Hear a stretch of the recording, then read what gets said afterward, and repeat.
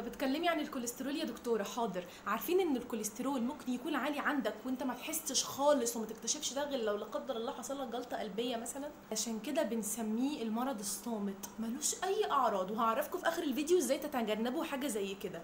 الكوليسترول بطبيعته جسمنا في الطبيعي بيصنعه عادي وبيتعامل ويتعايش معاه.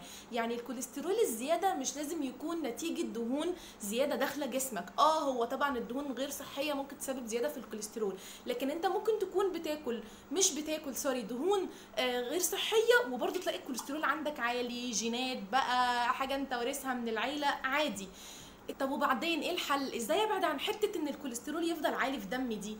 الاكل اللي بينزل الكوليسترول مش مجرد اكل صحي وخلاص، ده في بعض الحاجات كده اكتشفوها ولقوا ليها تاثير فعال جدا في تقليل نسبه الكوليسترول. 4 حاجات مهمين قوي. اولهم توم مع عصير ليمون بيقلل نسبه الكوليسترول، شاي اخضر كل يوم بيقلل نسبه الكوليسترول، الدهون الصحيه اللي موجوده في المكسرات، اللي موجوده في زيت الزيتون، اللي موجوده في البذور زي بذور الكتان مثلا بتقلل نسبه الكوليسترول.